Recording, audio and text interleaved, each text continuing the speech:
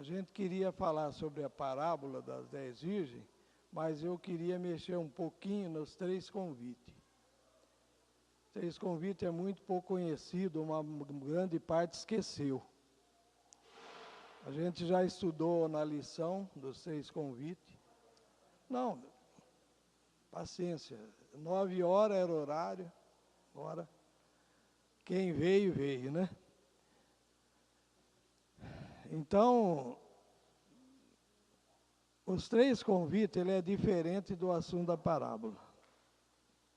A parábola é ao pé da letra. Não é assim que a irmã White fala? Foi e será cumprida ao pé da letra. Já os 3 convites, ela já não fala isso. E a gente estava pensando até em pegar essa lição dos 3 convites, e formar ela em forma de apostila. Porque aqui é questionário, né? E aí, se nós fizermos em forma de apostila, vai ser melhor, talvez, porque a gente pode dar explicação no assunto dos 3 convites.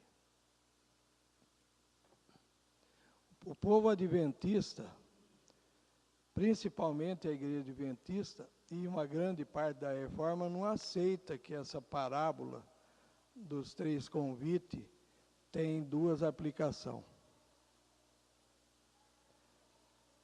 E o povo da igreja adventista entende que a parábola das 10 virgens só tem uma aplicação, até 44. O resto eles não entendem mais nada. Você pergunta para ele de clamor da meia-noite, o que o adventista vai falar? 22 de outubro lá, terminou, fechou a porta e tal, e terminou o clamor e acabou a história. O clamor veio lá no verão.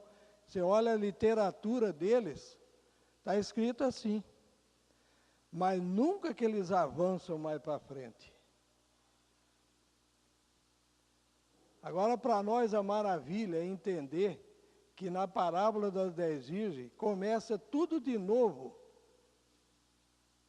Começa tudo de novo no verso 1. Como é que pode, né? Como que a gente foi entender uma coisa dessa? A gente lendo o grande conflito, a gente foi entender que de 44 para cá voltou no verso 1. Lá diz que todos os que entraram, aceitam a mensagem do santuário, estão indo às bodas. Então, indo às bodas é Mateus 25, 1.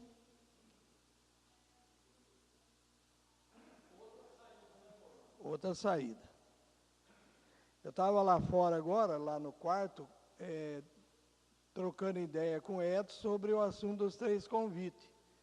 E eu estava explicando para ele que não dá ao pé da letra os 3 convites com a parábola das 10 virgens. Acabei de falar agora, estou repetindo.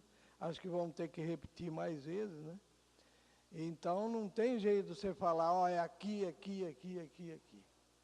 Mas uma coisa nós entendemos aqui na questão do 3 convites. O que nós entendemos?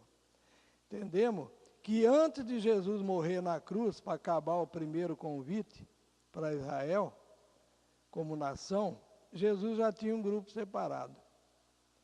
Recebendo dízimo, já tinha tesoureiro, batizando, né? E isso daí é uma coisa esquisita. Tinha a igreja da profecia, agora como é que tem um outro grupo fazendo tudo isso daí? E aí, então, eu estava conversando com o Edson, ele acha que, na comparação da morte de Cristo lá na cruz, a comparação é com o decreto dominical, lá que acaba o tempo de graça para a igreja adventista.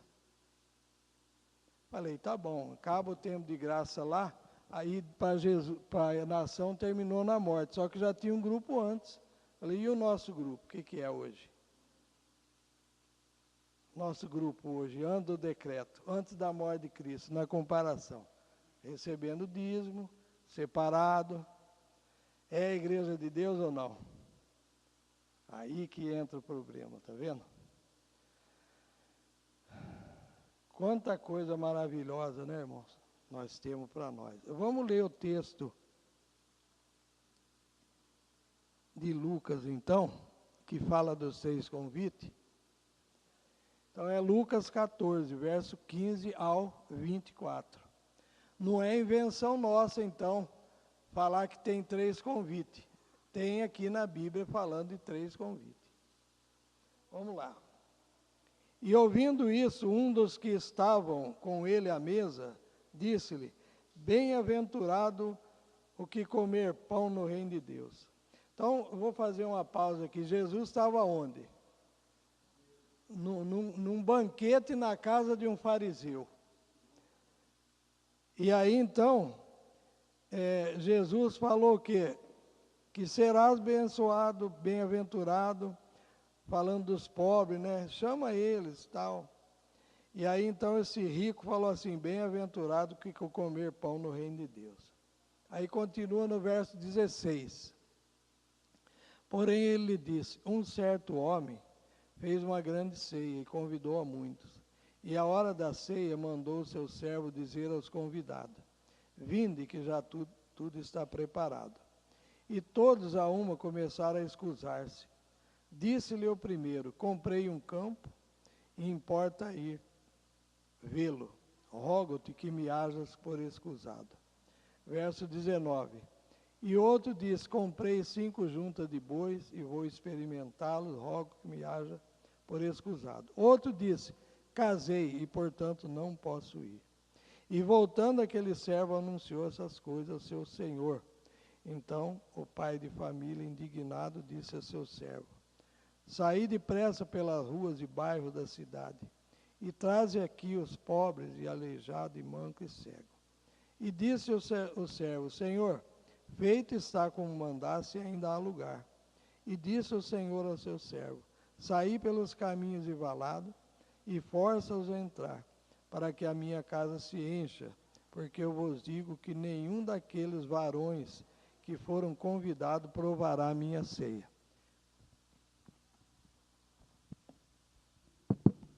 Qual varões que não iam aproveitar da ceia? Que foram convidados e não iam fazer parte? O primeiro.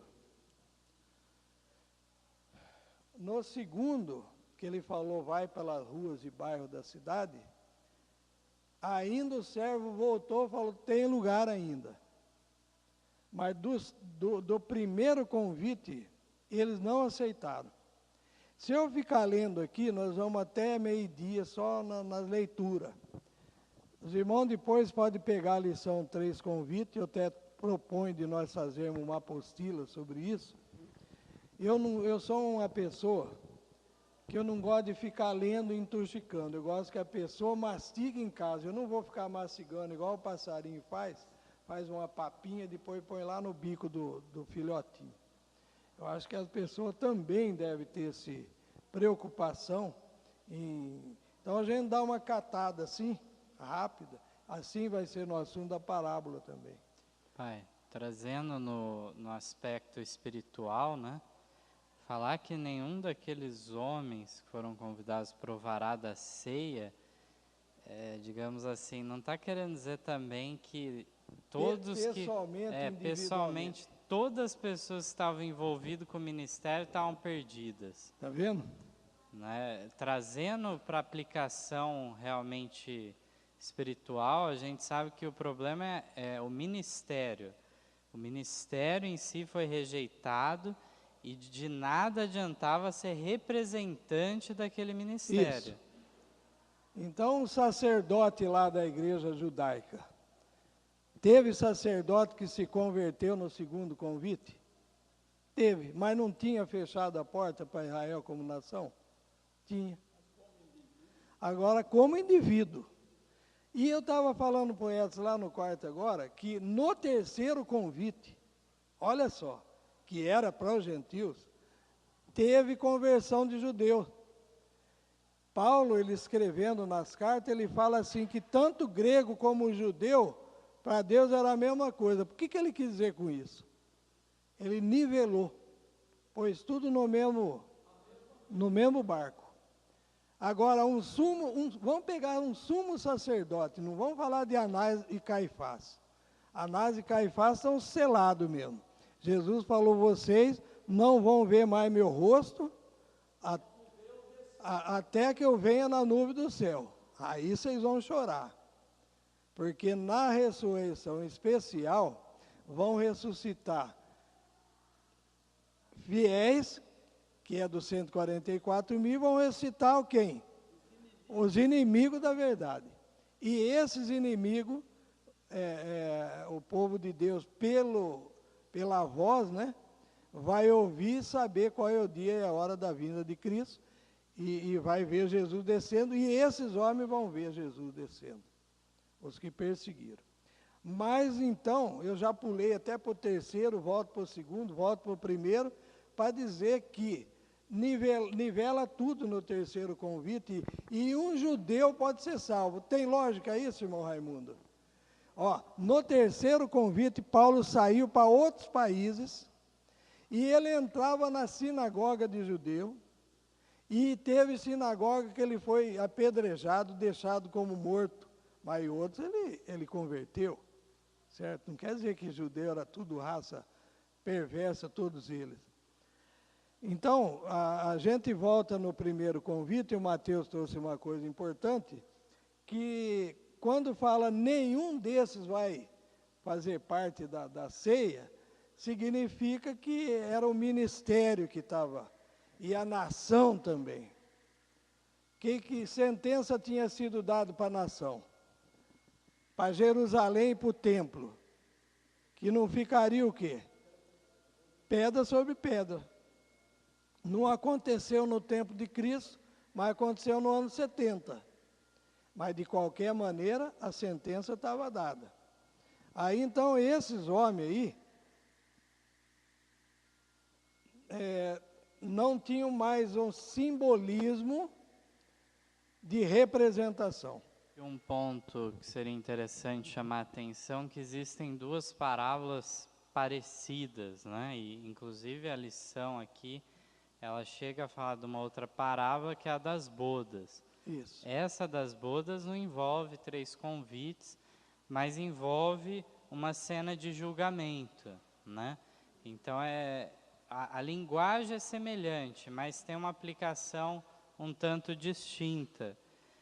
Na parábola da grande ceia, fala de um pai de família, né? Ó, na grande ceia, fala de um pai de família. Na das bodas, fala de quem? Um certo rei. Um rei que faz as bodas de quem? De quem, irmão Arlindo? Parábola das bodas. O rei faz as bodas de quem? Do filho dele. E esse filho é Jesus, né? E na grande ceia, qual é o banquete? Quem é a provisão do banquete? É o próprio Cristo. Está tudo aí nos textos de Ellen White, né?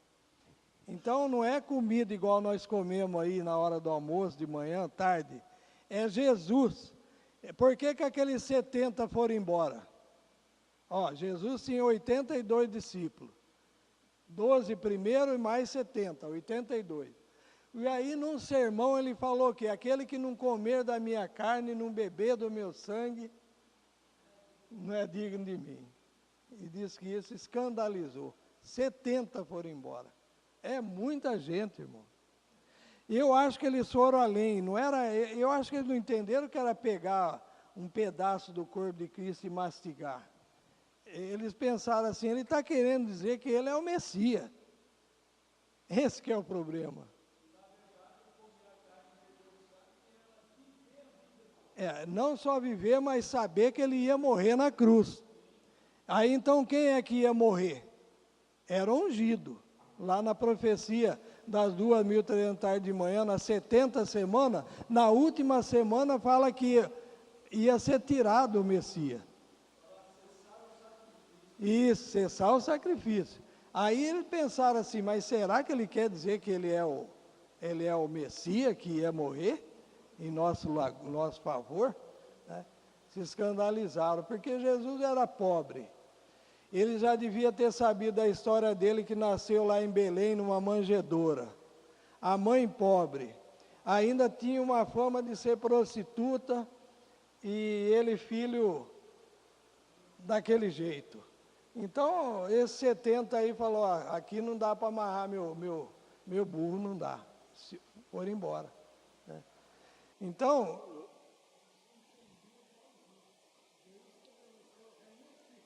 irmão Jaime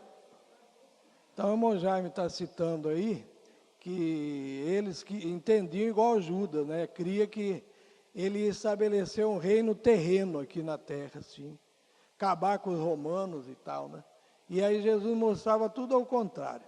Mas voltando no primeiro convite, cada um deu uma desculpa.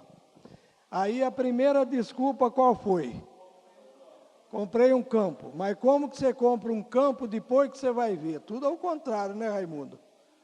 Você vai lá ver o campo, ver se serve, se tem água, se tem lugar bom de plantar e tal. Aí você compra. Agora esse daí deu a desculpa esfarrapada. A desculpa foi que ele comprou um campo e queria ver. O outro comprou junta de boi e ia fazer o quê? Experimentar. Olha só que outro tonto. Você compra um carro, depois que você comprou, passou o recibo, aí eu vou experimentar se esse carro é bom. Não tem lógica. Né? E aí o terceiro, casei e não posso ir. Aí o irmão Wright fala assim, mas ele também poderia ter convidado a esposa. Por que eu casei e não posso ir? Hã? A minha senhora é contrária, ela não vai querer uma bocada dessa, né? Aí parte para o segundo convite. Se foi para ruas e bairros, primeiro foi para quem? Que parte da cidade? Vamos lá, moçada. Bem alto. Outra coisa, estou perguntando outra coisa. Foi para ruas e bairros da cidade. Ruas e bairros. E que parte tinha sido dado o primeiro convite da cidade? O centro, irmão. Ó, o centro, sai do centro, vai para ruas e bairros, e depois de ruas e bairros vai para onde? Caminhos e Valados. Oh, canseira deve estar forte. Então, o primeiro convite foi rejeitado, o segundo, ruas e bairros, gente mais humilde, mais simples, que não eram os cobrão da cidade, os barão, e agora, então, é tudo comparação, né? E agora, então, o servo volta a falar, ainda há lugar. E quando é que vai preencher esse lugar do segundo convite? Quando? Na chuva serôdia. Então, no segundo convite, você vai dando a mensagem, dando a mensagem, mas não completa a casa. Aí, então, o terceiro é que acaba de completar. Chuva serôdia, né? Aí vamos partir para a nossa aplicação de hoje. Esse força nós estudamos na lição agorinha, esses dias atrás, né? Esse força denota o quê? Urgência. A Ilza mesmo respondeu, né? Não é catar para o braço e levar na marra, né? Esse força-os a entrar, denota urgência, irmão. Explica esse texto aí. É força na parábola, não na realidade, né? Então está falando do servo ir lá e forçar as pessoas, trazendo elas para aquela ceia. Mas na prática, então, não envolve ao pé da letra você forçar a agir de violência, o que quer que seja, como a gente estudou em relação à Igreja Católica, que queria coagir a consciência das pessoas, né? É diferente. Então aí a gente vê que de fato o intuito é passar para a pessoa que, olha, é urgente que você tome essa decisão. E é o que nós muitas vezes não fazemos. Nós entendemos o assunto do clamor da meia-noite. O clamor da meia-noite é anunciar que Jesus pode tratar nosso caso numa hora que nós não sabemos e que não é vinda em glória, e nós estamos quietos na moita. O Edinho pediu a palavra. É isso também, não desanimar, né? Isso. Então, tem hora que a gente baqueia mesmo, né? A gente fala, nossa, já dei o que tinha que dar com aquela pessoa ali, né? Só que tem uma coisa, Edson, me veio um pensamento agora na cabeça, que Paulo uma vez escreveu uma coisa, eu não lembro onde é que está escrito agora, o Chico é bom de texto da Bíblia de cor, sabe onde está. Eu já fui bom, já não sou mais, já minha quina é bom, mas não sei como é que ele está agora. O texto fala assim, deixa ele na mão do diabo por um tempo, quem sabe ele pode ser salvo no último dia. Tem isso também, tem estratégia. Paulo estava dizendo de rebeldes que causaram dano para a igreja, e alguns ele falou que não tinha mais jeito, larga quieto. Alexandre o Latueiro, Demas, mas ele falou de uma outra classe de pessoas que era diferente. Ele falou, larga ele na mão do diabo uns tempos, quem sabe ele vai ser salvo no último dia. O que significa isso daí? Que tem hora que você fala assim, não, para, já deu o que tinha que dar. Eu tenho irmãos, amigo, íntimo meu, que até eu pus alguma coisa na parábola sobre isso, não vou citar nome, né? Que eu parei de mexer com eles. Porque ele acha que ele é sábio, eu acho que ele é maestro, eu acho que ele entende de tudo, tal. Chega uma hora você fala, não vou mais. Larga quieto. A mulher dele, inclusive, falou assim para mim, ó, religião aqui na minha casa não quero mais. Eu falei, mas é você que manda na casa? Aí eu vou ficar brigando com a mulher, falando que ela não manda? Até quando, né? Aí, é um problema sério, né? Agora, eu estava citando lá no quarto agora, o 6º testemunho, né? Fala que no decreto dominical, a ovelha desgarrada do aprisco voltarão. Quem sou eu para julgar? Agora, o segundo convite não é para a ovelha desgarrada do aprisco, é para a gente fiel, ovelhas perdidas da casa de Israel. É diferente. Por que ovelha perdida, irmão? Porque o sacerdócio da igreja judaica não estava fazendo o quê? Não estava guiando eles para o caminho certo. Era cego guiando cego. Então, os próprios discípulos, irmão, estavam cheios de minhoca na cabeça. Ó, Jesus teve que lutar muito para tirar as tradições da cabeça deles. Os irmãos lembram que Jesus estava chegando, já quase na hora de morrer, voltando lá de Betânia, e era na hora assim que o sol estava batendo no templo bonito, né, aquele templo brilhando, e os discípulos, olha mestre, que templo magnífico. Ele estava com o umbigo lá na igreja ainda, ó, andando com Jesus, fazendo batismo, recebendo dízimo, um grupo separado. Jesus já tinha imposto as mãos sobre eles, e eles ainda estavam com o umbigo ligado com a igreja judaica. E aí, quando eles falaram assim, olha que belo templo, Jesus chorou, fez ao contrário. Em vez de ele ficar alegre, elogiar também o templo, ele falou, não vai ficar pedra sobre pedra. E não ficou pedra sobre pedra. Mas eu queria aproveitar, já que você entrou nesse assunto do templo, o duro é que tudo aquilo era cegueira também. Era cegueira do povo judeu em relação ao templo, um templo que eles tinham só por causa de Herodes, que eles tanto odiavam. Então, quer dizer, estava envolvido questões já políticas nisso tudo. A gente vê que eles estavam afastados da compreensão correta das coisas. Jesus, quando vem, ele faz essa separação, não pediu favor de nenhum governo terrestre, nada. E instaura o reino dele de uma maneira distinta. Uma maneira, então, que se mantém apenas no campo espiritual. Quando Jesus falava, é chegado o reino de Deus, do que ele estava falando? Era do reino da graça. Então, nós estudamos agora, vamos estudar de novo. Existem 2 reinos. Um é o reino da graça, que é a oportunidade para cada um de nós, e o reino da glória, que vai ser quando? quando nós estivermos salvos, transformados, o reino da glória, vamos estar junto com o rei da glória, com Jesus e os santos anjos.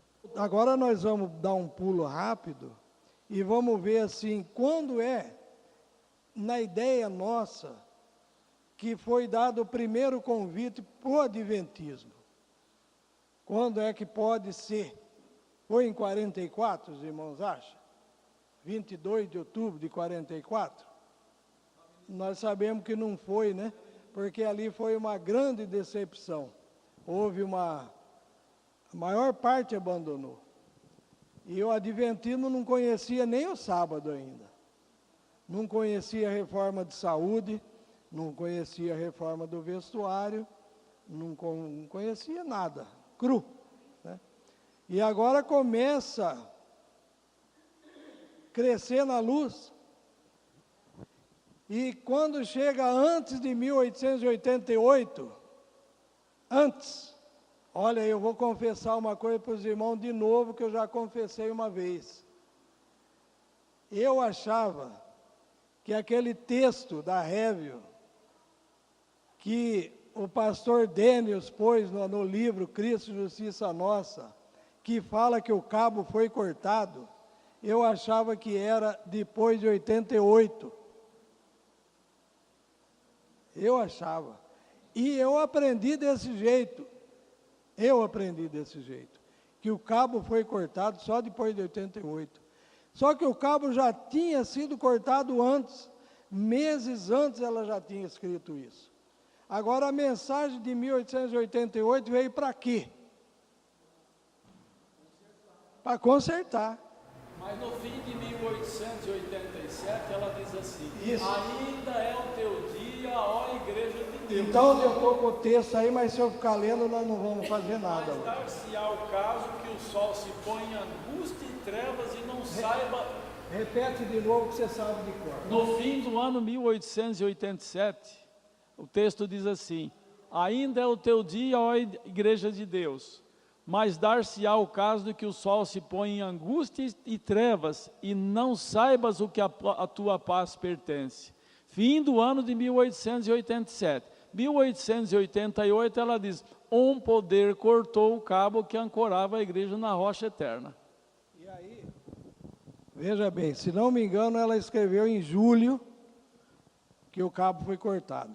Em 1888, em Minneapolis, foi quando? Vamos ver se os irmãos lembram que mês foi. É falta de ler outro livro fora do Espírito de Profecia e da Bíblia, irmão. Se os irmãos pegar o livro histórico, os irmãos vão ver que foi em novembro até, outubro até novembro. Está aí, a história conta isso daí. E nós ficamos parados olhando para o teto. Então, Júlio escreve que o cabo foi cortado. Em 88, o Wagner Jones já estava mexendo no assunto da justificação pela fé. Eles já eram criticados, diz que eles eram os frangotes, os franguinhos dos White, e assim por diante. E aí, em 88, eles dão essa mensagem, a mensagem de misericórdia.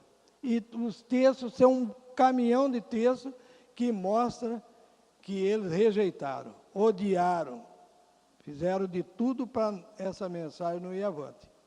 Claro que hoje a igreja escreve um monte de livro, folheto e tal, a justificação pela fé e prega e tal, e é aquela barata, sabe? O que vale é o coração e continua do jeito que você está e acabou a história. Nem a congregação prega desse jeito. Então, a mensagem veio, tem aí algumas diferenças na questão dos 3 convites, que ela não bate com o assunto da parábola das 10 virgens que eu falei na hora que nós começamos em 5, 6 aqui. A parábola das 10 virgens é ao pé da letra. Foi e será cumprida ao pé da letra. A parábola dos 3 convites não é assim ao pé da letra. Então, lá quando termina, na primeira aplicação, quando termina o primeiro convite, logicamente, qual é o convite que entra? logicamente. O segundo. É automático, né? Agora, quem que pregou o segundo convite, sendo que o ministério tinha rejeitado? Assembleia Geral. Então, almas fiéis. Estava lá dentro? Estava lá dentro.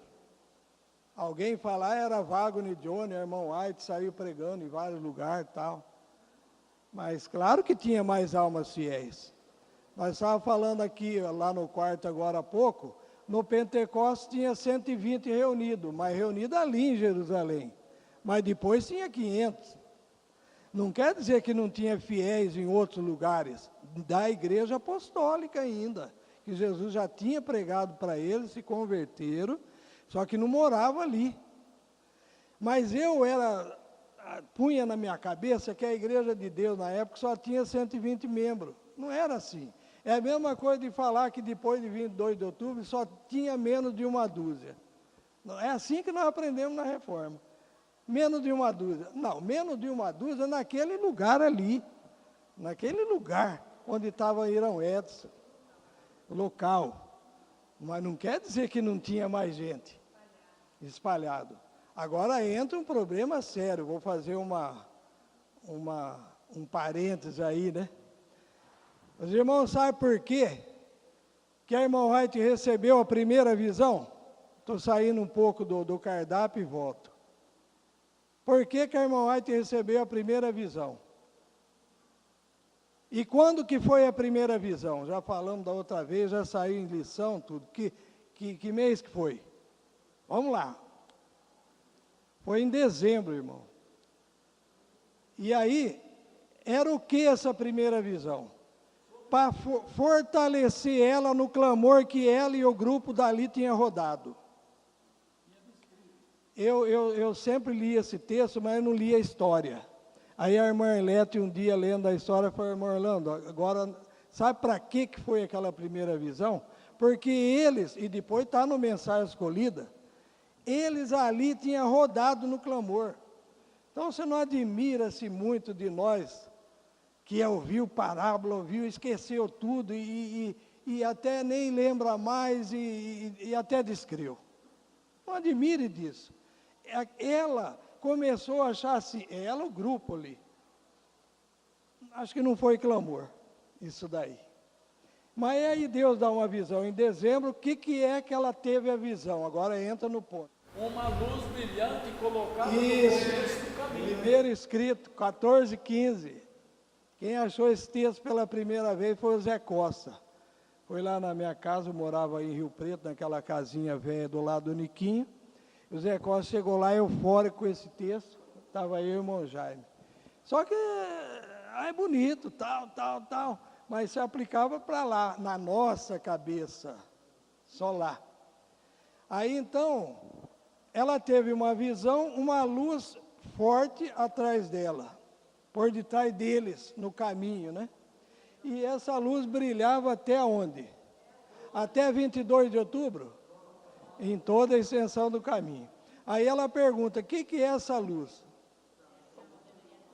E o anjo responde, é o clamor da meia-noite. Só que aí nós fizemos uma adaptação na apostila, explicando assim, se o clamor terminou em 44, e a luz brilhava em toda a extensão do caminho e já entrava na cidade, não aconteceu com eles. Não aconteceu. Só que a irmã White fala de uma segunda aplicação da parábola. Mas ela fala assim? Não, mas nós vemos ela guardando o clamor da meia-noite em 1909. Então, se ela está guardando um clamor, o que está acontecendo? Se já tinha dado o clamor?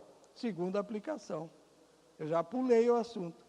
Agora ela vê uma luz atrás, na visão, e aí aquilo forçou eles a entender que aquele clamor era verdadeiro.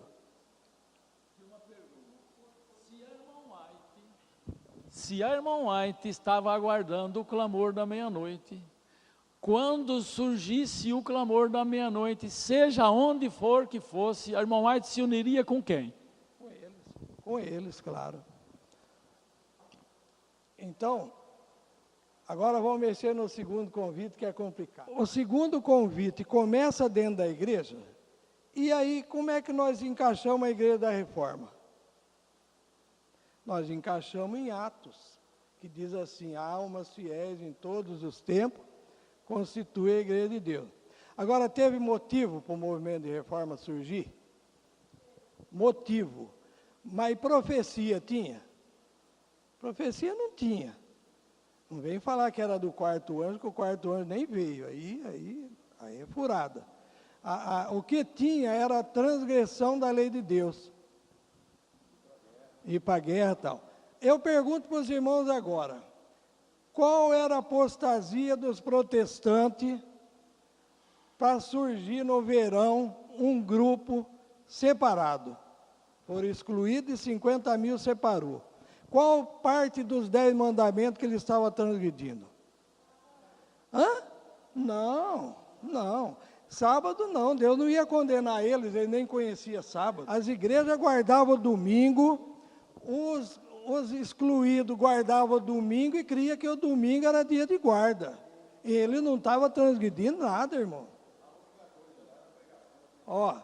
O que eles transgrediram foi rejeitar a mensagem do primeiro anjo, o clamor da meia-noite, irmão. Cai na real, meus irmãos. Como que vocês vão falar que é o sábado que eles transgrediram, sendo que nem luz tinha?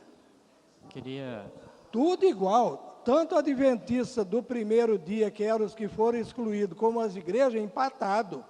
Não tinha luz. Agora, como que eles ia ser condenado por uma coisa que eles não conheciam? Agora, sabe o que é? Nós estudamos na lição ontem. Como é que estavam as igrejas? Frouxidão. Uma frouxidão muito grande, deixando o mundo entrar dentro dela. Comodismo. Aí, então, quando vem a mensagem da volta de Cristo, isso daí não gostou, não foi bom para ele, não estava querendo aquilo ali. Mas o que mexeu foi o clamor da meia-noite. Bom, mas queria entrar, já que trouxe esse ponto, se houve profecia ou não, né, em 14, um paralelo que a gente pode trazer é na época de Jesus. Até agora a gente estava comentando até o fato de que Jesus, antes do ano 31, ia acabar o tempo para o ministério, ele já estava separado. Mas antes de Jesus, já tinha João Batista. Que era quem ele mandou convidar. E aí, então, João Batista também ele não trabalhava em conjunto com o ministério. Você vê que ele nem pediu autorização também para o Sinédrio, para fazer a obra dele, e ele batizava. Né? Então, a gente pode dizer que, de fato, ele estava num ministério distinto já. Aí alguém pode dizer, não, mas João Batista já tinha sido profetizada a vinda dele. De fato, mas em nenhum lugar na profecia dizia que a voz que clama no deserto tinha que estar separada da igreja judaica. Não tinha profecia para isso. Não tinha profecia para isso. Só fala a voz que clama no deserto, preparai o caminho do Senhor. Isso. Essa era a profecia. Então, o papel de João Batista era esse. Ele tinha que preparar um povo para estar bem disposto para aceitar o Messias quando ele aparecesse. Não para Israel rejeitar. Só que por que, então, ele, mesmo não havendo profecia para ele fazer esse trabalho separado, ele estava fazendo? Por necessidade. Não tinha como ele trabalhar em conjunto. Havia necessidade de separação. Então, a gente vê que, quando a gente foi estudando essas lições da Igreja de Deus através dos séculos, não teve profecia para cada saída, para cada surgimento, era de acordo com a necessidade que se apresentava. E o que era a necessidade? Rejeição de uma verdade era um ponto que podia haver separação, que então é o que aconteceu lá em 44. Eles rejeitaram o clamor, não tinha profecia para aquilo. Ali era para terminar a obra. E aí então separa um povo, e esse povo cresce na luz, no conhecimento, e esse povo é o adventista do sétimo dia. Chega em 88, vem a mensagem pura da justificação pela fé. Engenheiro Coelho soltaram uma revista da Parousia, chamado Minneapolis 1888. Eu devia ter comprado um monte, mas às vezes eu compro os irmãos guardam na prateleira, nem lê. Eu tenho tristeza de falar isso. Eu comprei 50 revistas uma vez mostrando por que foi 22 de outubro e não em setembro, como os judeus têm o dia da expiação, e tem irmãos que nunca leu ela até hoje. Distribuí, pagaram, né, tal. Não leram. Só que na hora do apuro, do aperto, eu quero ver como é que vocês vão explicar 22 de outubro. Só que tem grupo na internet falando, não, mas os judeus guardam o dia da expiação em setembro. E você pega os livros de história e não explica. Então, essa revista Minneapolis mostra a foto do hotel e aquele monte de delegados ali na frente. E sabe o que os adventistas tiveram coragem de colocar ali? O que Wagner e Jones sofreram de piada, de mau gosto contra eles dentro do hotel. Entendeu? Então, eles foram atacados de todas as maneiras. Depois, dizem que eles fracassou, a igreja fala que eles fracassaram e tal, desanimaram e tal.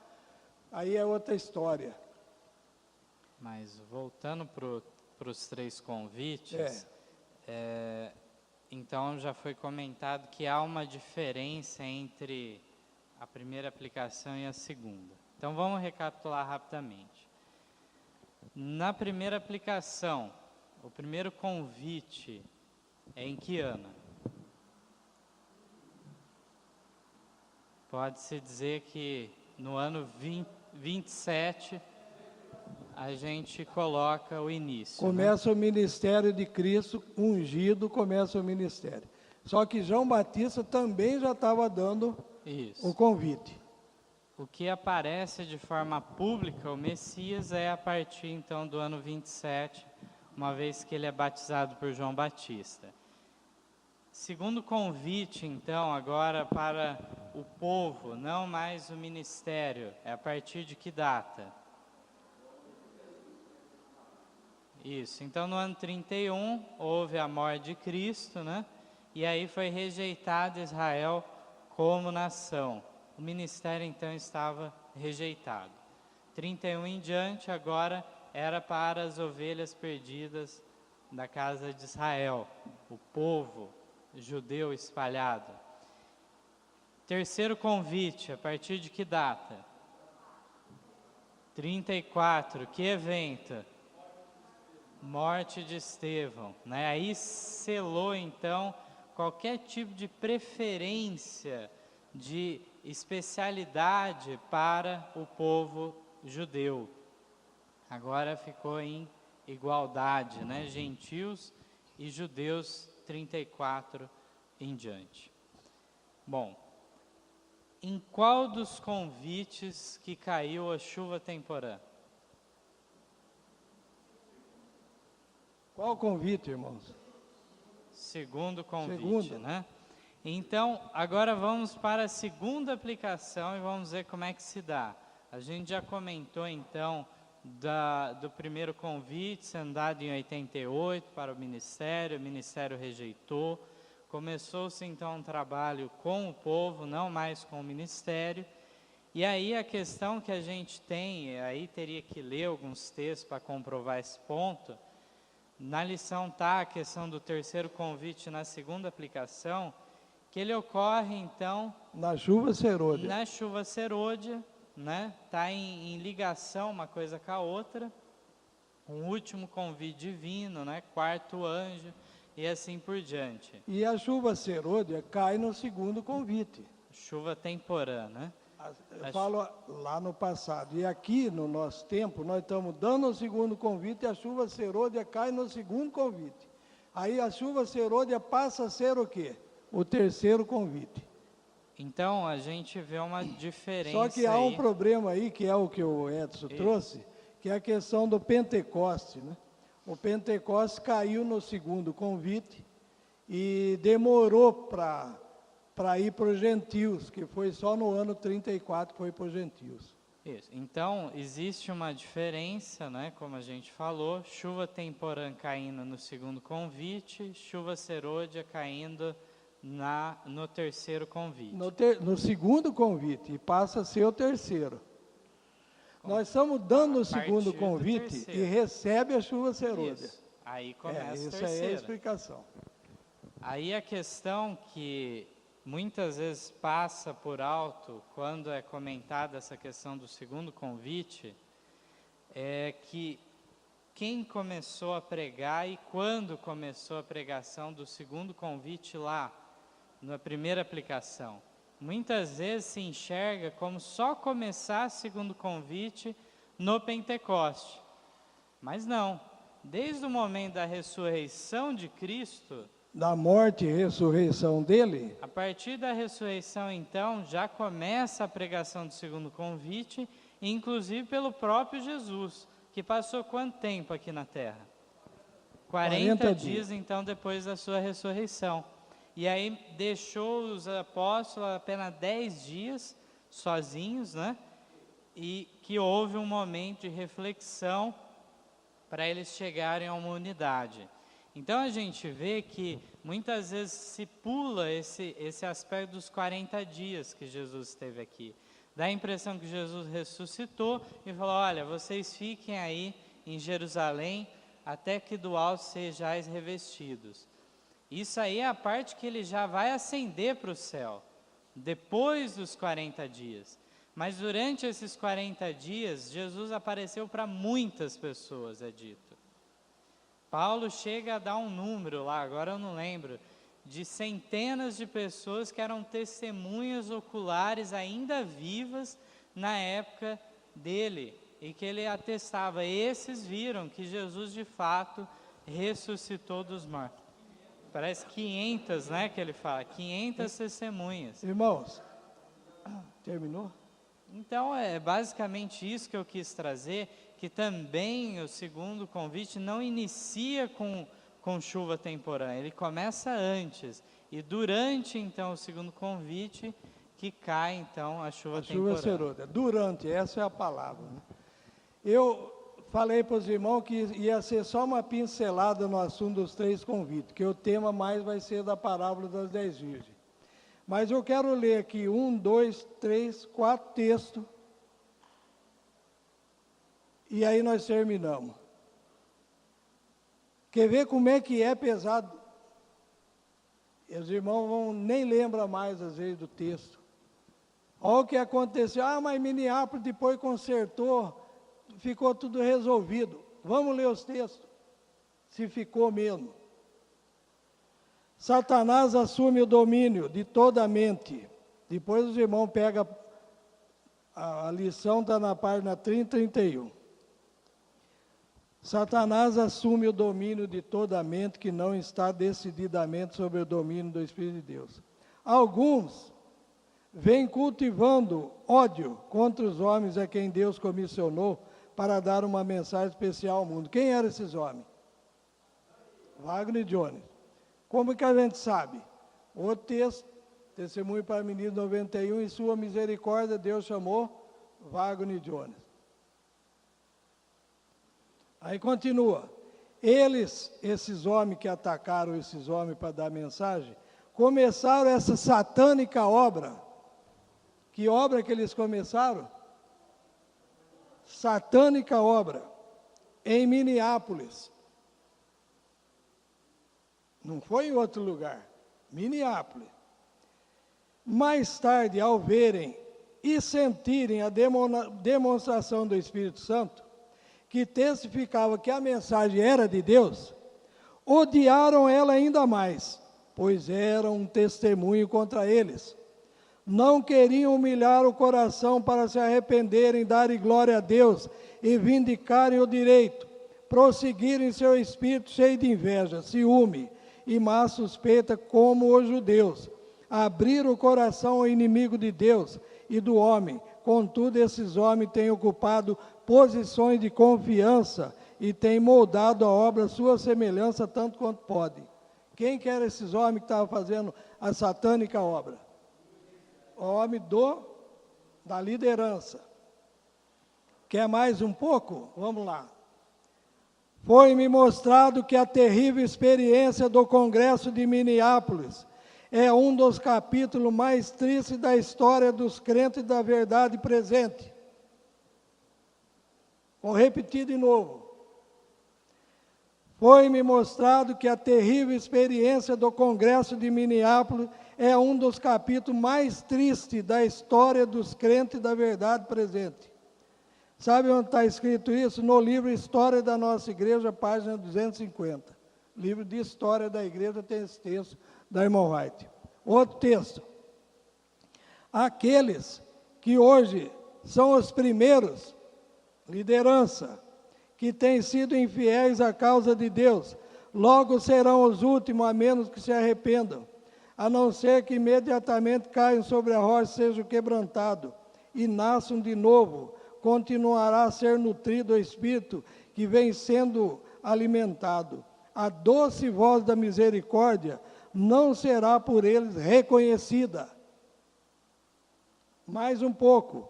Um dia, por volta do meio-dia, eu estava escrevendo acerca da obra que poderia ter sido realizada durante a última sessão da Associação Geral, caso os homens que estão em cargo de confiança tivessem seguido a vontade e os caminhos de Deus. Os que receberam grande luz não andaram de acordo com essa luz. O encontro foi encerrado e a situação não foi resolvida. As pessoas não se humilharam diante de Deus como deveria ter feito, e o Espírito Santo não foi concedido. E ouvi as seguintes palavras: isso é o que deveria ter acontecido. Deus está esperando para realizar tudo isso pelo seu povo. Todo o céu está esperando para conceder a graça. Eu fiquei imaginando onde poderíamos ter chegado se isso tivesse ocorrido durante as últimas reuniões da Associação Geral. Ela não fala só da de 88, fala das outras também. Então, a agonia do desapontamento me desenvolveu quando me apercebi de que tudo aquilo que eu tinha testemunhado não tinha de fato acontecido. Testemunho, volume 8. Aí termina 2 textos aqui. Depois que recebi notícias relacionadas com a excelente reunião de confissão e unidade, que foi realizada em Battle Creek, voltaram das conferências, das associações gerais, estava tendo uma reunião de reconciliação aonde? Em Battle Creek, onde era a sede da igreja. E aí achava-me fazendo anotações no diário. Ela tinha o costume de escrever todo dia antes de dormir o diário dela. E aí então achava-me fazendo anotações no diário e estava justamente no ponto em que ia escrever a respeito da gratidão que sentia pela mudança que havia ocorrido. Ela falou: opa, houve uma reconciliação, vou escrever no diário. Aí então o que aconteceu? Então a minha mão foi afastada e me vieram as palavras: não escreva, não ocorreu modificação para melhor. Quer mais? Vamos terminar a leitura então. Os preconceitos e opiniões que prevaleciam em Minneapolis, lá de 88, de modo algum estão mortos. Isso eu já escreveu depois.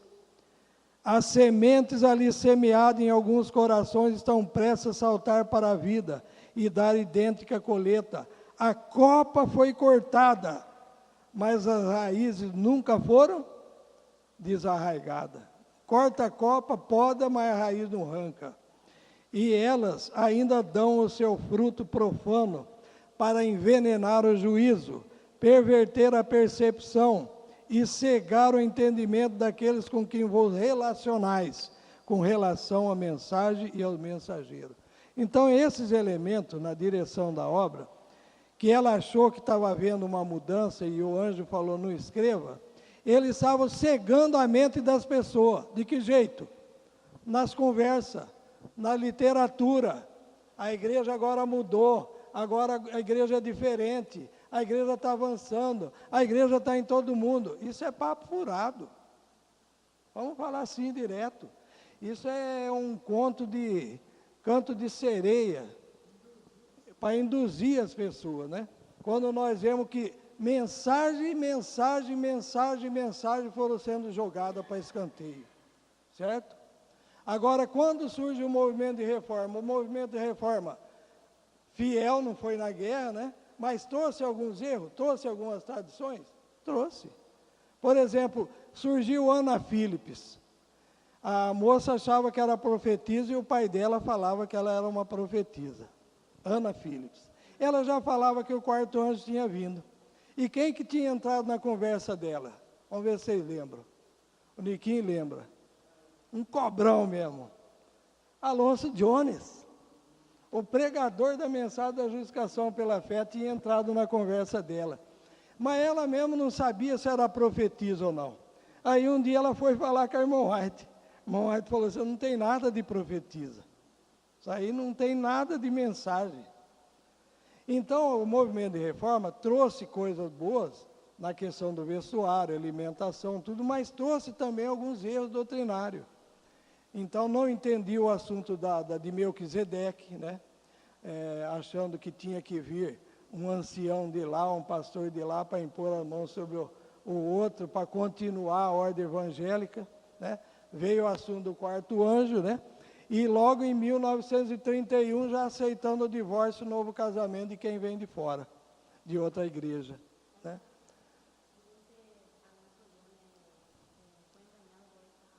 Alonso Jones entrou na dela. Depois ele se arrependeu. Ele voltou atrás depois, né? Ele estava eufórico, emocionalismo. Ele falou, agora nós já estamos no tempo da chuva serô, de alto clamor, quarto anjo, e aí vai surgir vários profetas, e ela é uma delas. Esse que foi o caso, né? Só que eu falo para os irmãos que de lá para cá, aparentemente parece que nós continuamos na mesma batida da reforma da Igreja Adventista. Não, se nós formos citar aqui, nós vamos ver um monte de acréscimo de luz. E um dos acréscimos de luz que nós tivemos foi a parábola das 10 virgens, clamor da meia-noite. Porque eu como obreiro, irmão Jaime como obreiro e tantos outros, nós pregávamos que aí veio o esposo sair ao encontro, vigiar, porque não sabia nem a hora, era vindo em glória. Se alguém hoje lá na reforma, na Igreja Adventista, fala que não é porque nós já espalhamos essa mensagem para vários lugares. Mas eu vi uma placa em Campinas, na frente da casa da minha tia, uma placa grande assim, Cristo no meio, um monte de anjo, Cristo vem, prepara-te. Para o mundo. E prega a mesma coisa para a igreja. Mesma coisa. Mas o que é que tem que despertar 10 virgens? O que é que desperta 10 virgens? Lá no verso 6, clamor da meia-noite. Aí veio o esposo, saíram ao encontro, então elas despertaram. Despertaram ou não? As 10 virgens despertaram. E quem são as 10 virgens? A irmã White fala que é a igreja de Deus. Não é a igreja adventista. No tempo da reforma, nós perdemos muitos membros, porque o Alfonso Balbo e outros pastores, nas polêmicas e nos estudos, falavam que a igreja adventista era as 10 virgens, e nós éramos o santo na luz. A igreja adventista era o terceiro anjo, e nós era o quarto. E nós perdemos muito membro, muitos, foi perdendo, e ninguém descobria por quê. Porque a pessoa ia ler no testemunho, parábola de Jesus, diz, representa a igreja que viveria nos últimos dias, as 10 virgens. Aí um ancião da igreja adventista pegou eu e o irmão Pedro Simão no ponto de caminhonete. Eu já contei essa história, vou repetir. Irmão Pedro, eu vou trazer um texto amanhã para o irmão e vou mostrar para o irmão que o irmão tem que ir para a igreja adventista. O irmão está dizendo que nós somos o terceiro anjo, vocês são o quarto. Eu vou trazer um texto para o irmão amanhã. Aí veio e trouxe o texto. Primeiro escrito, 85, 86. Sabe qual é o texto? A chuva serôdia cai na obra do terceiro anjo. Na obra do... Não é na mensagem, não. Na obra do terceiro anjo. Está vendo, irmão Pedro? Você tem que ir para lá. E eu fiquei sem saída, porque eu era novo, irmão Pedro velho. Ele também quis enrolar o homem assim, ó. E eu fiquei enrolado junto. E depois fala o outro texto que diz assim, que no final o quarto vem unir com o terceiro. Se a igreja adventista é o terceiro, então tem que ir todo mundo para lá. Irmão, a gente levava cada lambada e não sabia por quê. A Regiane queria perguntar. Não, fala. Não, mas pode falar. Eu ia perguntar só as datas, para mim anotar as datas do primeiro e segundo convite agora da nossa geração. O segundo começou a partir de 88. Então, aí vai. E aí ele vai até cair a chuva segunda. Então, passa o decreto dominical, a quarta-feira que entende lá a mensagem e continua dando o segundo convite. E nós estávamos falando também, falei agora há pouco, vou repetir, né? Que no terceiro convite lá dos apóstolos, eles pregavam para judeus também, porque judeu estava no mesmo nível, no mesmo nível. Como classe, como igreja, sim, mas como indivíduo, não. Porque aí ficou tudo na mesma batida, no mesmo nível. Então, era só uma beliscada no assunto. Nós vamos terminar aqui. E o Mateus vai mostrar aí que a parábola das 10 virgens, ela foi e será cumprida ao pé da letra. Não é uma simples parábola. Uma vez o irmão Zé Maia, não sei se o Milton conheceu ele era motorista de táxi. O Niquinho conheceu lá em Arthur Alvim, Vila Matilde, né? Ele andava por lá, o Jaime aqui não conheceu, o Zé Maia. E estava tendo um estudo na Vila Matilde, e as pessoas queriam saber da parábola, e o negócio estava numa enrolação danada. Enrolando, e o Zé Maia perguntou assim, essa parábola tem importância, irmão? Perguntou para o pastor. Ele falou, é uma parábola como qualquer outra. Mas o texto fala, será cumprida a pé da letra, todos os detalhes dessa parábola têm que ser cuidadosamente examinados. E será cumprida ao pé da letra. Continuará a ser verdade presente até o fim do tempo. Então, irmão, o Mateus leu, só um pouquinho, o Mateus leu ali das mulheres que está no final da meditação, que ajudaram na obra. Só que tem uma mulher que eu ia falar ontem, eu vou falar agora, que ninguém sabe o nome dela. E ela deu uma chamada no pregador, José Betes, que estava lá na frente, enrolando o assunto também. Ela era chamada Senhora de João Custe, só que ninguém sabe o nome dela.